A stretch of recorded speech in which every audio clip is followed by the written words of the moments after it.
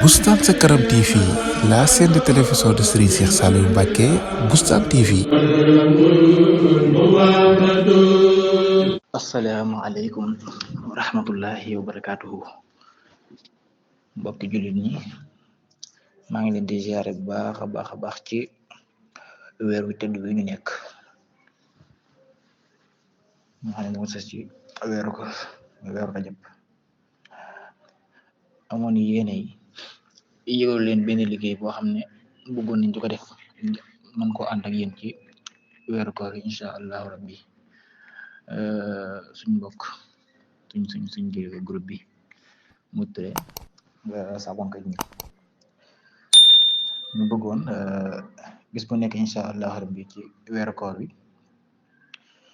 ñu jël benn xadis ci xadis yonent bi sallallahu alayhi wa sallam, jéem ko leeral ci wolof ngir ñëpp mën cee jëriñu te it ñu mën cee sàkku tiyaaba. di ñaan bu baax a baax saa buñ ko defee buñ ci juumee ngeen jéggal ñu ko xam ne suñu ñàkk mat la, lu ci nur li lu aw yoon nga xam ne suñu jàmbar waaye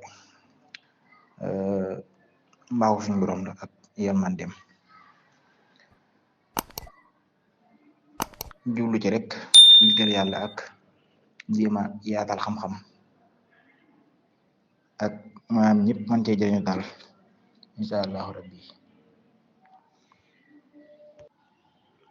Seen mbokk la seen rak Mame Balla Touré.